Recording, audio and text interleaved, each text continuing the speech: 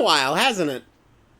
As you can tell from the beard. It's been 1.5 years since my last State of the Parks video, not because there hasn't been noteworthy park news worth making videos about, but more because whenever big news would drop, I was always busy making some other video and the timing never quite worked out. I mean, yeah, I could have done a video about Bob Chapek replacing Bob Iger, but to me, it's just meet the new Bob, same as the old Bob. And for a while, I was planning a video about last year's surprisingly lackluster early crowds for Galaxy's Edge, but after several months of the park being actually empty every day, it just kind of feels like old news. And of course, speaking of this delightful global pandemic still raging on, for months on end, the only park news to speak of was speculation on when they would reopen. Disneyland in California briefly planned to reopen the parks on July 17th, the very day of their 65th anniversary, but then someone noticed that when I predicted they'd do just that back in April, I said if, and thankfully cooler heads prevailed. And as for Walt Disney World, we regret to inform you that Florida gonna Florida. Welcome home. Welcome home. Welcome home. Welcome home. Welcome home! Welcome home, everyone! Welcome, citizens. I am never going to forgive this company for making Randy Moore right about something. Now, granted, they have put a lot of extra safety measures in place: reserved entry, low capacity caps, temperature checks, stringent mask enforcement, social distance markers in the queues, no eating while walking, and no more traditional meet and greets for the time being. But you know what would have been even safer? Not reopening at all until we're out of this nightmare. Or at least not reopening the same weekend Florida reported over 15,000 new cases in one day. Is it really worth it, Disney? Yeah, I know you were losing money, but it was money you of all media conglomerates could afford to lose. I mean, what was the bloody point of you grossing over $11 billion with a B dollars from last year's box office alone if you're not going to use those billions to bail yourself out of emergencies? And sure, paying customers like me can avoid setting foot in your parks until a reliable vaccine is flowing through my goddamn veins, but your innocent cast members don't quite have that option. Is it really worth putting them at risk? And that's not to mention all the damage to your public image from everyone on the internet mocking you for it, present company included. Stay at home. Stay at home. Stay at home. Stay at home. Stay at home! Stay at home, everyone! We wish we could stay home. I'm in danger! This isn't the home you're looking for. First video on this channel to crack 100,000 views, folks. And it got me mentioned on the Today Show, kinda. The company did, however, release a video, 30 seconds, on social media called Welcome Home, featuring employees with masks on. That was widely panned online, with one user dubbing the words to say, "Stay at home." I am one user!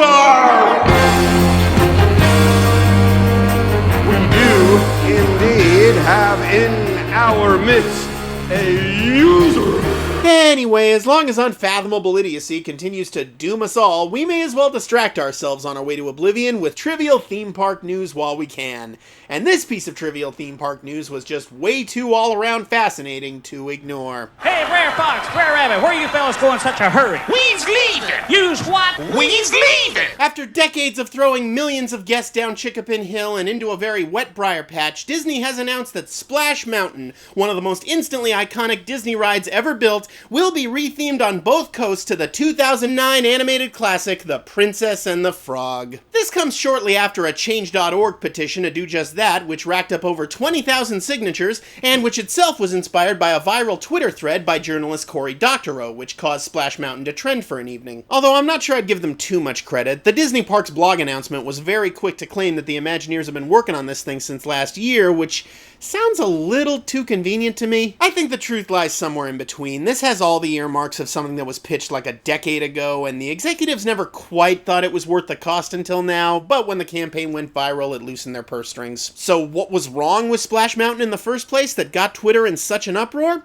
Well, it just so happens to be based on a little Disney movie from 1946 called Song of the South, a movie which many people have accused of being racist. Suppose we stops by my place and picks up some cornbread. Matter of factly, I expected you exactly then. Uncle Remus! Remus, you tell the best tales in the whole United States of Georgia. Mammy dreamed of polka dots. That's how the leopard got his spot. Don't make no difference whether I does or whether I don't. I'm just a wore-out old man what ain't no good to nobody. I can't find Johnny no place, and I'm supposed to take care of him. Brer Rabbit wait for the tar baby to say, "Fine, how are you?" But the tar baby, he don't say nothing. Yeah. Can't imagine why anyone would think that. In fact, it's earned a reputation of being so racist, Disney doesn't even want you to see it. It's nowhere to be found on Disney+, it hasn't had a theatrical run in over 30 years, and it's never been released on any home video format in America. And yet, despite Disney's rigorous attempts to bury it, it got its own ride. Lion King didn't get its own ride. Sleeping Beauty didn't get its own ride. The Jungle Book, Tangled, Mulan, Emperor's New Groove, none of them ever got their own rides. Put your hands in the air! That doesn't count, you know it! Cinderella got a carousel, Aladdin got a spinny thing, Pinocchio, Peter Pan, Roger Rabbit, and the Little Mermaid each got one dark ride, and the Mary Poppins ride they were finally gonna build at Epcot after all these years just got delayed indefinitely, thank you COVID. But Song of the South gets a big-ass thrill ride? Well, obviously, Splash Mountain must have been at Disneyland since Walt was alive. Yeah, that's it. It's been there since the 50s or something, so we can't just change it. It's part of Walt Disney's legacy.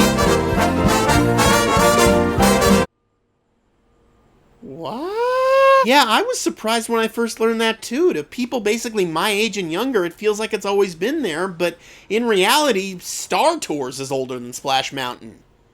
How nuts is that? Hell, it's very possible Walt wouldn't have even liked Splash Mountain because he didn't care too much for thrill rides in general. So, yeah, why not remove the Song of the South stuff? I mean, if you really want to bury a movie, you can't just bury it halfway. The cops will find it. It'll still be the same great flume ride with the same great big 50-foot drop at the end and the same great photo op that takes your picture at the absolute perfect moment. And holy hell, imagine if they do the final lift like this. Are you ready? Are you ready? Are you ready? Oh, chills. Literal chills. There's already projected shadows! My god, the things you could do with this! And apparently this ride takes place after the events of the movie, which means unlike most dark rides, it won't just regurgitate the plot of the movie. Plus, in California, Splash Mountain is right next to New Orleans Square, so the Princess and the Frog fits theming perfectly. Just redraw the maps and say it's part of it. Replace the Hungry Bear restaurant with Tiana's Palace, and there'd probably be no more need for Critter Country since the Winnie the Pooh ride will be all that's left of it, so just rename that little corner of the park Pooh Corner. It wouldn't quite fit theming in Frontierland in Florida, but then neither does the original Splash Mountain. What the hell's the Southern Bayou doing in the Old West? Also, Splash Mountain has kind of been falling apart lately anyway. This just happened about a month ago. Do you see them both? In case you didn't quite catch that, the cast member was reprimanding them for not remaining seated while their vehicle sank. This is Disney World, young lady. We do not flee sinking ships around here. We reopened during a pandemic. You really think we won't drown your ass? So yeah, from just about every conceivable perspective, I think this retheme is a great idea. And I don't know why anyone would object to it. That's a filthy lie, I know exactly why. Predictably, as soon as Disney made their announcement, hashtag SaveSplashMountain became a thing. And their Change.org petition has almost 4 times as many signatures as the first one. Which might mean something if Disney actually listened to fan petitions instead of just sometimes pretending they do. Sorry. Now, I've covered backlash over a ride changing before, but stuff like Tower of Terror turning into Mission Breakout, that mostly came from genuine Disney park fans who just really don't like any sort of change. And I'm sure that's the source of at least half of this particular blowback. But the other half comes from this being one of those instances, along with the Pirates Wench auction changing and the very existence of Galaxy's Edge, when theme park discourse spills over into a larger world that could barely have less to do with theme park fandom. Because as we all know, whenever anyone's reason for changing anything about anything is because it's racist, suddenly the anti-racism brigade magically comes a-crawling out of the woodwork. And Splash Mountain has a lot of woodwork. Welcome, foolish mortals, to the always helpful, never the slightest bit tiresome, eternal culture wars! Yes, the the eternal culture wars. That magical topsy-turvy netherworld where people get offended at people getting offended. Where the oppressors cosplay as the oppressed. Where people defend the status quo when it benefits them and condemn it when it doesn't. Where space wizard movies are really important somehow. Where you're a mindless sheep if you don't agree with everything that I say. Where criticizing means canceling, and canceling means nothing at all. Has this rando ever been to a Disney park? Has he ever even wanted to go to a Disney park? Is he aware that Disney rethemes rides into different rides all the time? Who cares? Someone on the internet is calling something racist, and that means his job is to say, shut up, no it isn't. Everything is culture war. Culture war is love. Culture war is life. Cancel culture is poison. The status quo is my mom.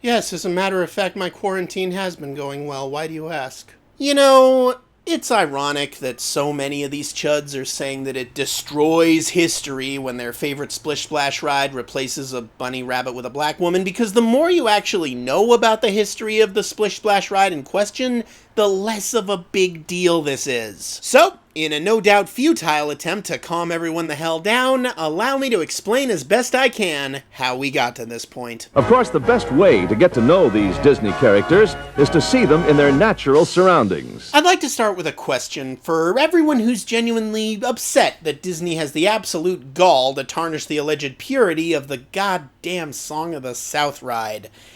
Have y'all actually seen Song of the South? I mean, I know Disney hasn't exactly made it easy, but it has been released on video internationally, so bootlegs of it are out there for those willing to look for them. For those who haven't seen it, it was Walt Disney's first ever mostly live-action feature. Unless you count the feature-length Disney Studios infomercial, The Reluctant Dragon, or the scenes from Three Caballeros where Donald Duck kept trying to give all those human women some of that good corkscrew. Song of the South was based on the various Uncle Remus collections of folklore adapted from black people by noted white dude Joel Chandler Harris, who incidentally once interpreted Uncle Tom's Cabin as, quote, a wonderful defense of slavery. Which should tell you everything you need to know about where his confirmation bias was at. So why make that into a Disney movie? Well, why is all the syrup racist? Look, it was the mid-40s. World War II had decimated the Disney studio financially. It was much cheaper to shoot an hour of live action than produce an hour of animation, and Gone with the Wind was still the highest-grossing movie of all time. So basically, Song of the South was to Gone with the Wind what the Black Hole was to Star Wars. But despite its perpetual status as the black sheep of the Disney library, or should I say African-American sheep? I'm sorry, I'll go cancel myself. One element from it in particular has still managed to stand the test of time. Zip-A-Dee-Doo-Dah, zip-a-dee-yay. My, oh my, what a wonderful day. That song is by far the most enduring thing about this movie. It won the Best Song Oscar that year, and it's since been covered by everyone from young Michael Jackson to young Miley Cyrus.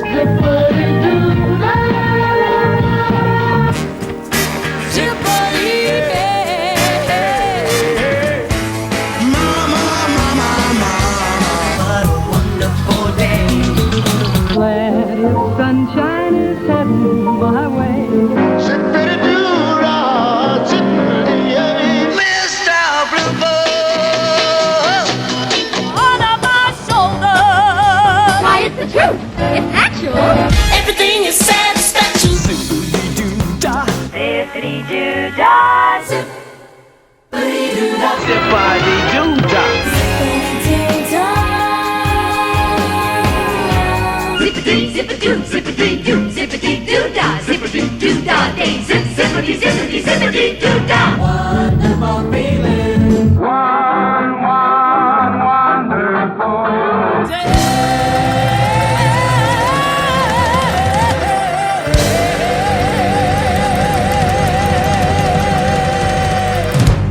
Zip-A-Dee-Doo-Dah. oh my, what a wonderful day. I tell you, if not for that damn demonically infectious little earworm, we probably would have forgotten all about Song of the South by now. It would have been some barely acknowledged historical relic of its era, like So Dear to My Heart, or Victory Through Air Power, or The Nutcracker in the Four Realms. You know, one of those obscurities only the superfans have heard of. But as is, this film does have quite the robust fan base, which I, for one, chalk up entirely to its lack of official availability. You tell people they can't have something, and they just want it more. At least that's the only explanation that makes sense to me, because sweet God in heaven, this movie sucks. It takes place on a Reconstruction-era Georgia plantation, and yes, they straight up call it a plantation. I thought you'd enjoy seeing the plantation. And the story, if you're feeling generous enough to call it that, centers around a very boring little white boy named Johnny, played by future voice of Peter Pan Bobby Driscoll, who befriends a former slave named Uncle Remus, who basically acts like an unironic version of Samuel L. Jackson in Django Unchained. Uncle Remus is seen as a servile, happy-go-lucky simpleton bubbling over with ain't nobodies, ain't nevers, and you tells-ems. Throughout the film, Remus tells Johnny the stories of Brer Rabbit, Brer Fox, and Brer Bear, depicted in animated segments that show us what would happen if a second-rate Bugs Bunny cartoon was voiced by the cast of Amos and Andy. The cartoons take up about 30% of the movie, and the other 70% is Johnny and the other kids on the plantation just kinda doing stuff. What's your name? Johnny? What's yours? Jenny. That's a pretty name. When that big can gets straight up, watch out.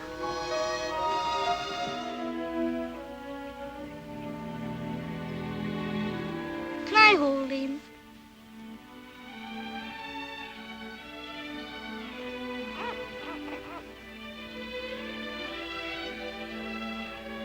A blood-pounding adrenaline rush, ladies and gentlemen! Can you handle this much excitement?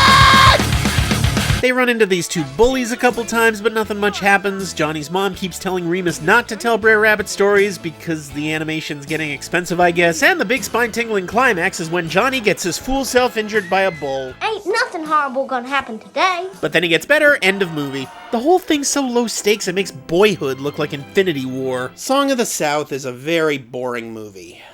But is it a racist movie? Well, you know, it's complicated. Yes. Yes, it is. Absolutely, unequivocally, 100%.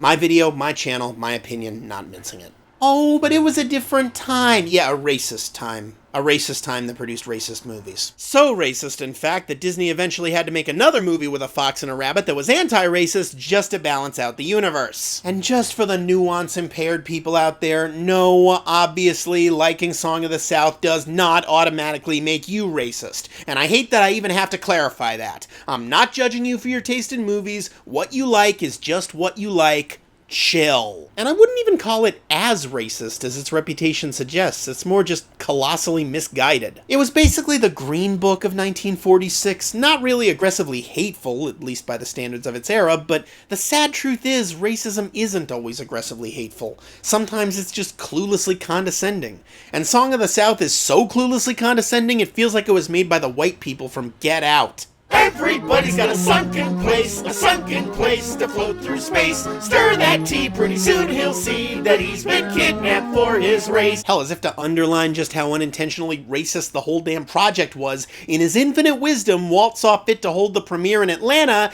and James Baskett, the star of the movie who played Uncle Remus, couldn't attend because it was a whites-only theater. Oops. People like to say, oh, everything's too PC now. These kinds of movies were okay back then. But no, even at the time, there were picket lines for this movie. The NAACP denounced it. A U.S. congressman called it an insult to American minorities. One critic in particular called it as vicious a piece of propaganda for white supremacy as Hollywood ever produced. And Hollywood produced Birth of a Nation! The reaction was so negative that after one re-release in 1956, Disney withheld it from re-release for the entire duration of the 1960s because they didn't think it would go over well during the civil rights movement. Let me reiterate that. Out of respect, Disney specifically suppressed Song of the South during an era of massive nationwide civil rights protests. Sound familiar? Now, to be fair, the film has had its fair share of high-profile defenders as well, especially after it was locked up in the Disney vault, never to be officially seen again. What also offends me is when he acted as if it did not happen. It should be released so that it can stimulate this kind of debate, so that we can educate people. I'm trying to find a way to get people to start having conversation about bringing Song of the South back so we can talk about what it was and where it came from and why it came out. Obviously, I can only speak for myself, but I do think there's some truth to the argument that it's better for Disney to just admit that in the past they did a racism than try to sweep it under the rug. I mean, this is Disney we're talking about, the company that made this. But I be done seeing about everything when I see an elephant fly. What you say, boy? And this. We translate for you. Panda means what Panda means, and Ganda means that Panda. And this. We are Siamese, if you please. And this. Shanghai, Hong Kong, and Fuyang. Fortune cookie always wrong. And this. Oh, Hamir, you are the great loser of all time. What offerings must I make, I wonder? And those movies have all been readily available on home media for decades, with little more than the same "this program is presented as originally created, it may contain outdated cultural depictions" disclaimer that Disney Plus slaps on pretty much everything from before 1980. Because if you can somehow ignore the racism in all these movies, which I realize not everybody can do, but if you can, they're all still very well made and entertaining. I said well made and entertaining. Thank you. But if you try to ignore the racism in Song of the South, there's really not much left. I can excuse racism, but I draw the line at boredom. You can excuse racism. If they announced tomorrow that Song of the South was coming out on Disney Plus, maybe with a filmed intro from Miss Goldberg explaining the historical context, I would not have a problem with that. But the movie's just not good enough for me to really care that much one way or the other. At the end of the day, it's their movie and their decision.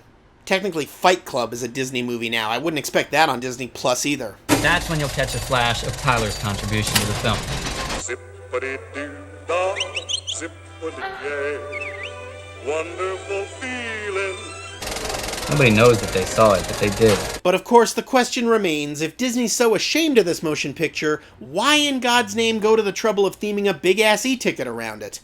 Well, back in the mid-'80s, Disneyland was facing a few problems. Problem number one, Bear Country. After Country Bear Jamboree became the most popular new attraction at Walt Disney World in its first year, somehow, the Imagineers saw fit to not just clone it in Anaheim, but build a whole land around it. That land was Bear Country, a cul-de-sac just north of the Haunted Mansion. It had the Country Bear Jamboree and very little else. And since apparently no one bothered to inform the Imagineers that Southern Californians don't tend to like country music nearly as much as Floridians do, the land stayed empty most of the time. Bear Country desperately needed a way to attract people, otherwise Christopher Walken was going to demolish it.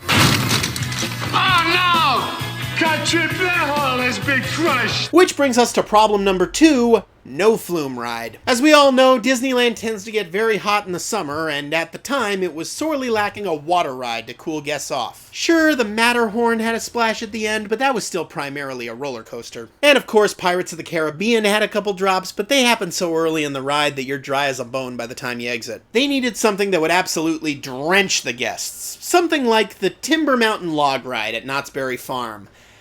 Almost suspiciously similar to that, in fact. The only part of the park where they really had the room to build such a monstrosity was Bear Country, and because Disney is all about theming, it had to visually make sense as a segue between a New Orleans-style mansion and a bunch of rustic log cabins, which meant it either had to be southern or involve bears or both.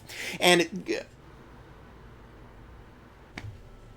The Indian Village is a permanent and popular attraction here. 17 different tribes are represented. Can this company please not racist itself for 5 bloody minutes? One idea they came up with was called the Moonshine Express, which would have been Disney's first ever shooter ride. Each ride vehicle would have been outfitted with a row of fake shotguns, and the local bear sheriff, or Bariff if you will, enlists you to travel deep into the forest and shoot at a bunch of redneck bears making moonshine. I'm guessing that wouldn't fly today either. You know, in hindsight, it's weird that a bear-themed water ride concept eluded them for so long when a couple decades later, DCA just said, hey, here's a rapids ride on a mountain shaped like a bear. That's it. That's the whole concept. Can you believe we almost turned you into murderous bear cops? We were way overthinking it. And finally, problem number 3, America Sings. America Sings was basically Country Bear Jamboree 2.0. A big elaborate animatronic show filled with dozens of robo-critters singing their way through the entire history of American song, from Yankee Doodle all the way to Joy to the World by Three Dog Night. It was made in the 70s, in case you couldn't tell. If they built it today, they would absolutely close with Old Town Road. Built to commemorate America's bicentennial, obviously, the show was all about celebrating the music of yesteryear, so naturally it was in Tomorrowland. It used the Carousel of Progress show building. Yeah, it was not a great fit, and by the 80s it was even emptier than Bear Country. Everyone knew its days were numbered, but Imagineer extraordinaire Tony Baxter really didn't want to see all those animatronics get mercilessly stripped for parts. I mean, the legendary Mark Davis designed those animatronics, man! And Davis had also been one of the main animators on Song of the South! Not to mention, one of the big set pieces of America Sings was devoted to literally Songs of the South. Oh, I went down south for to see myself singing Hollywood Doodle all day. Every time lady sing this song. Doo-dah. Doo-dah. Well, I'm gonna lay down my burden down by the riverside. Lord, I wish I was a single girl again. I'm not kidding, folks. I'm pretty sure this possum is the whole reason why we're in this mess. This one animatronic possum, who was on stage for less than 30 seconds of America Sings, happened to look almost exactly like this possum, who was in Song of the South for less than 10 seconds. How do you do? Fine, how are you? How you come on? Pretty good, sure as you're born. And that's it. That's all her screen time. See, I've never quite understood the connection. The animals in America Sings looked kinda like Song of the South, but also kinda like every Disney talking animal cartoon. This possum is the only dead ringer.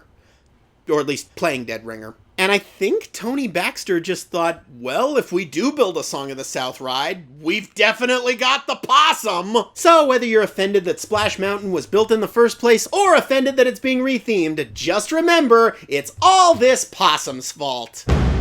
She knows what she did.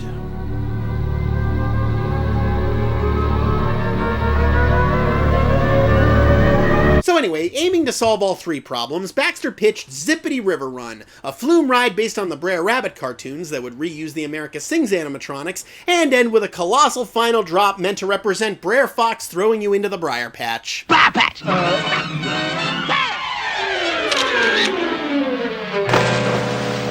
We have the New Orleans Square and Bear Country area, and there's a lot of property out behind that, and we're thinking about unifying that so that we have maybe a Dixieland. They almost called the land Dixieland! Michael Eisner in particular was famously less than satisfactual about the idea. For some reason, he was really nervous that people would think the ride was racist. I know, right? And he was so desperate to kill the idea that one fateful day he burst into Imagineering and said, "Guys, I got it! Instead of Song of the South, we'll theme the ride to Splash!" Remember Splash? The mermaid picture with that Tom Hanks kid? And we'll call it Splash Mountain! You know, like a play on Space Mountain? Huh? Huh? Michael, no one wants to ride a flume ride based on a romantic comedy about a beautiful woman who turns into a semi-aquatic creature. Besides, we don't want to have to cover the back half of the ride with fake hair in 30 years. But you know, dumb as the idea is, the name ain't too bad, is it? Splash Mountain. Splash Mountain. Kind of rolls off the tongue, doesn't it? Yeah. Everything is satisfaction. Hello! Zip-A-Dee-Doo-Dah. Zip-A-Dee, my, oh my, I got a wonderful sleep. Plenty of sunshine, hitting a rain. You bet. You'll be whistling Zip-A-Dee-Doo-Dah out of your assholes. finally, Eisner agreed to a trial balloon. In 1986, Disney re-released Song of the South back into theaters one last time for only a limited 4-week run. The happiest, slappiest, dashingest, crashingest, singingest, flingingest Disney animated classic of all. Every word of what you just said was wrong. And Eisner made it very clear, if there were any noticeable protests or boycotts of this re-release whatsoever, Splash Mountain was not getting built. They braced themselves for a backlash, and I guess every prominent black activist was busy with something else that month because Disney didn't hear a peep. So Eisner finally relented. Hell, at least it'll have a catchy song, right? And anything's better than Bear Deliverance. But he still had a couple conditions. Number one, no way in hell were they putting the word Dixie on anything on any Disney property. Not in a million kajillion... Disney's Dixie Landings Resort Hotel. Still enjoy the full range of Southern hospitalities, including charming, well-appointed rooms. And yet that name still lasted twice as long as the actual Confederacy. And condition number two, under no circumstance could Uncle Remus appear in the ride. And he doesn't. Though there are a couple quotes of his on the walls throughout the queue.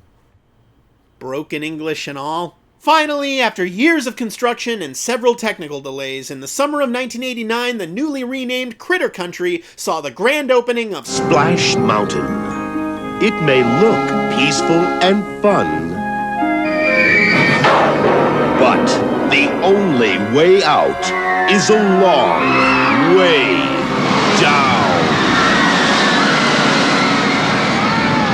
Now open Splash Mountain at Disneyland. Notice how that surprisingly ominous commercial doesn't mention Brer Rabbit once. Meanwhile, Splash Mountain's big promotional TV special centered around a very different Southern stereotype. We're about to see Daredevil consultant and world-renowned ride tester Ernest P. Worrell take the maiden voyage on Disneyland's newest attraction. The Splash Mountain liftoff is A-OK. All systems go. As you can see, Ernest is being given a hero's welcome as his entourage makes its way down Main Street. They want to make sure that everything is perfectly set and the conditions are just right. Here he goes.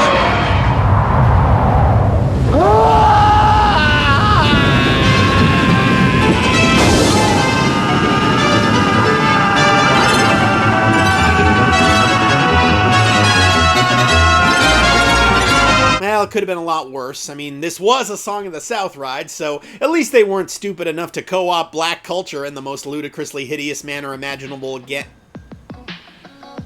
What's that sound?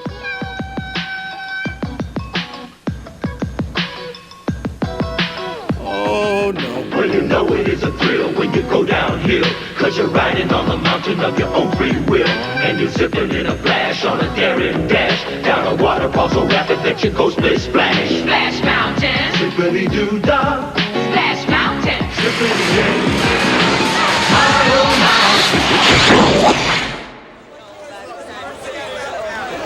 The Rainbow Coalition represents in some measure. Reverend Jackson, excuse me, Reverend Jackson, is it true that you're planning a massive boycott of the re-release of Song of the South? A chance to be involved. Please say yes! In 1992, twin clones of Splash Mountain opened, one in Tokyo Disneyland, and another in Walt Disney World the very next day. In Frontierland, despite the opinions of certain tanners I could name. You guys, wait! Splash Mountain is this way. And last I checked, Florida happens to already be in the South, so it was a little redundant, but it's not like that ever stopped Eisner. In theory, they could have built a more original Western-themed flume ride to fit more smoothly into Frontierland, maybe even modify Mark Davis's old Western River expedition plans, but by then Splash Mountain had brand recognition. What are you gonna do? And you know, for what it's worth, Splash Mountain in Tokyo has not yet committed to the Princess and the Frog retheme, which makes sense because Song of the South was never really unavailable in Japan. They're not nearly as sensitive about slavery for some reason. So if you're stuck in the past and really want to ride the old Splash Mountain, just start counting down the days until Americans can visit other countries again. Look, no matter how it's themed, Splash Mountain absolutely fulfills its purpose as a great flume ride with a killer drop at the end. If all you want to do is get wet, look no further. But thematically, even without Remus in it, the Song of the South theming has always given it kind of a vaguely unsettling, subtextual, slightly diet racist vibe about it. One of my Twitter followers called it Five Nights at Freddy's doing a minstrel show. Hell, in some respects, they actually went backwards. The voice of Brer Rabbit, for example, was provided by this guy in the movie and this guy in the ride. Please don't throw me in that briar patch. And Zip-A-Dee-Doo-Dah, Zip-A-Dee-Yay. Wacko, I love you, man, but I'm pretty firmly hashtag Team Princess and the Frog on this one. The Princess and the Frog is, of course, the story of Tiana, a struggling waitress in 1920s New Orleans who gets turned into a frog and then eventually becomes a princess once she learns to accept that she lives in a Disney movie. Daddy never did get what he wanted, but he had what he needed. He had love. It was heavily hyped and frankly a little overpraised for two big reasons. First, it was Disney's return to hand-drawn 2D animation after a 5-year absence. Wow! 5 whole years without a 2D animated feature, you say? However, did we survive? And of course, the main character was the first black Disney princess, who spends more than half the movie as the first green Disney princess. Unless you count Ariel.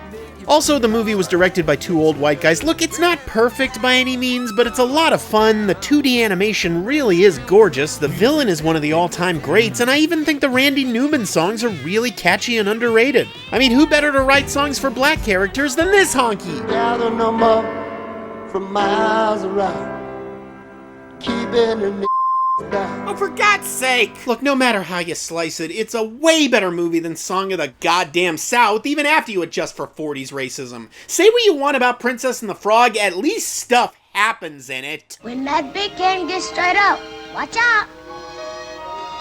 Hell, as if to make things more embarrassing for Disney, 7 years after Splash Mountain opened, Universal Studios Hollywood opened their answer to it. And they based it on one of the greatest and most beloved movies of all time. And yeah, I know they're 2 different mediums. I know there have been good rides based on bad movies and bad rides based on good movies. But I don't care who you are. If the choice is between bunny rabbits and dinosaurs, dinosaurs win! Every time! The way I see it, if Universal gets to retheme their water ride to a mediocre Chris Pratt movie, Disney damn sure gets to use the DNA of a frog to fill in their gaps. When that big can gets straight up. If anyone's got the right to complain about this retheme, it's Tony Baxter, and he's not. He's even coming back from retirement to consult on it. And it's not even like building a Song of the South ride was some bold, artistic, lifelong dream of his in the first place. That was the Mary Poppins ride that just got shelved indefinitely, so where's your outrage there? Splash Mountain, on the other hand, was strictly a problem-solving decision. The ride had to have a Southern Fried theme to it, and at the time, they just didn't have any other animated talking animal movies that took place in the South. What's happening? Do they want us now? We are going to have us a rip snorting fight. Walt Disney Productions, The Rescuers. Oh yeah, there was that too. Huh. Yeah, but that didn't have any memorable songs. We pray, little one, make a wish for each sad little tear. Anyway, now that they've got another animated movie that does have memorable songs and southern swamps in it, there's literally no reason for them not to change the ride. If the movie had come out in the 80s, Splash Mountain probably would have been a Princess and the Frog ride all along. And if it hadn't underperformed in theaters, they probably would have done this change like 10 years ago. So thanks for nothing, Avatar. Just think, in the future, when you walk from Haunted Mansion to Galaxy's Edge, you'll be able to trace the death of 2D animation. First Princess and the Frog, then Winnie the Pooh, then... screw it, let's just buy Star Wars. Now, I have heard the argument that 30 or 40 years from now, we very well might look back on Princess and the Frog the same way we look back on Song of the South, especially with its problematic depictions of Cajun people and voodoo. Plus, I think it ends with Charlotte grooming a kid? How old did you say you were? I'm 6.5. Well, I waited this long. Look, 2009 was a different time. My point is, these parks are never truly finished, so who's to say they can't just retheme it again when it starts getting embarrassing? That's what Disney parks do. That's what Walt wanted them to do. Keep moving forward. Even if he hadn't been dead for decades when they built Splash Mountain, changing it now still wouldn't be some insult to his legacy. The insult to his legacy would be to arbitrarily preserve these parks in amber. And for the time being, it just makes sense to base one of their biggest rides off a movie people have actually heard heard of. True story. This one time I was waiting online for Splash Mountain, and I overheard a family in front of me vigorously debating what movie it was based on. Eventually, they reached the consensus that it was based on a segment from Alice in Wonderland. So I don't want to overpraise Disney too much on this one. They are pretty blatantly just doing this to promote a more marketable IP that's much, much easier to merchandise. For decades now, the only official Song of the South merch has been Splash Mountain merch, and it's pretty much only been available at the Splash Mountain gift shop. And yeah, now that they're changing the ride, they can barely keep that stuff on the shelves, but trust me, that was not the case before this announcement. Princess and the Frog, on the other hand, is the only Disney animated movie with the word princess in the title. Do the math. And that's the real reason they're ignoring the hashtag SaveSplashMountain campaign, folks. It's not wokeness, it's the bottom line. By all means, tag as many prominent right-wingers in your tweet as you want, but when you're fighting against capitalism, capitalists are not your allies. Which, of course, finally brings us to the aspect of all this that I've only been vaguely alluding to this whole video. The timing of Disney's announcement. Following the incredible recent wave of Black Lives Matter protests, it's no secret that corporate America has once again discovered how much of a market there is for anti-racism. Turns out humans like human rights, who knew? And to that end, those wacky corporations have just been falling all over themselves to tell us all how woke it is to buy stuff. Disney, for example, added a Celebrate Black Stories tab to Disney+, which obviously does not include Song of the South. It only includes such important, empowering Afrocentric narratives as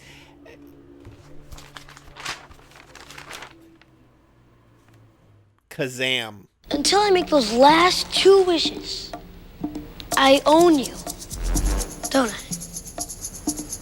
Technically.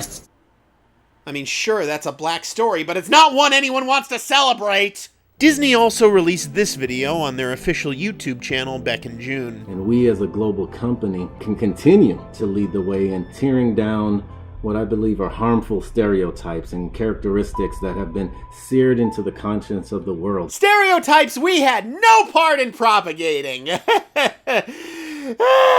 The crow was named Jim. I mean, if Disney really wanted to help out black people, maybe they could have not reopened Disney World during a pandemic that disproportionately affects black people?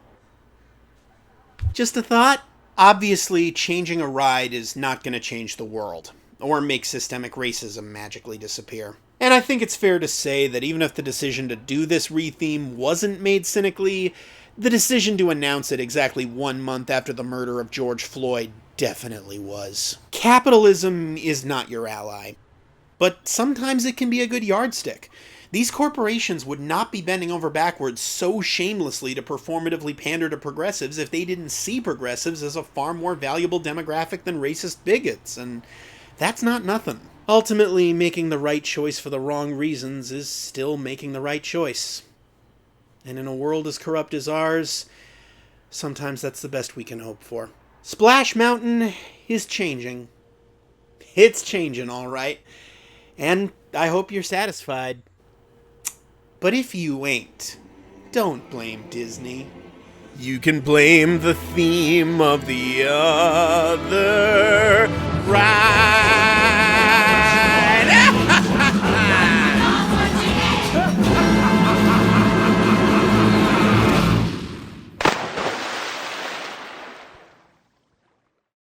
Well, you know it is a thrill when you go downhill. Thank you all so very much for watching. Thank you all for patiently waiting. I know this episode took a while and snowballed into something much bigger and longer than I initially intended. Again, I know I'm not in any way an authority to talk about race relations, and I can only hope that I rose to the occasion. I'm sure I got a bunch of things wrong, and I look forward to being corrected in the comments and learning from the experience. I'd love to get a nice dialogue going. Emphasis on nice, as always, trolls, bullies, and especially racists will be blocked. This episode would not have been possible without the kind and generous support from my Patreon patrons. Special thanks to all of them, and huge special thanks in particular to Mark Aquino, Sundance Bikini, Bennett Ballard, Chad Blankenship, Ryan Enos, Wesley Fox, Danielle Garcia, Michael Hamilton, Jacob Harris, Tom Hart, Mick Hoffmeyer, Houston Housley, Tora Kahiru, Diego LaCamera, Randy Martin, Landon McAfee, Kitty Quinn, Lowell Reynolds, Chris Reyna, Diane Rosenfield, Amy Scott, The Dreddy Gamer, Top Hat, Brett Trail, and Ed Vieira. Extra huge special thanks to Keith Baggs, super extra huge special thanks to Tom Jennings and Ryan Walterson, and super duper extra huge special thanks to executive producers Joe Goldmark and Edgar Barocho. If I mispronounced anyone's name, please send me a message letting me know. Please like, share, and subscribe, and check out my podcast all about Disney Plus called Escape from Vault Disney, now back from hiatus with weekly new episodes, and you can find it at iTunes, Spotify, Google Play, and at pipedreampodcast.com. And if you pledge any amount to my Patreon, you can hear every new episode one day early on Tuesdays instead of Wednesdays. And above all, remember to stay at home whenever possible, wash your hands frequently, and wear a damn mask when you go out in public. We're all in this together, folks. Yet another Confederate monument mercilessly torn down. Antifa! Zip-A-Dee-Doo-Dah, Zip-A-Dee-yeah. Wonderful feeling. Oh, what a wonderful day. What a wonderful day. That magical topsy-turvy netherworld where people get offended at people getting offended. Damn it.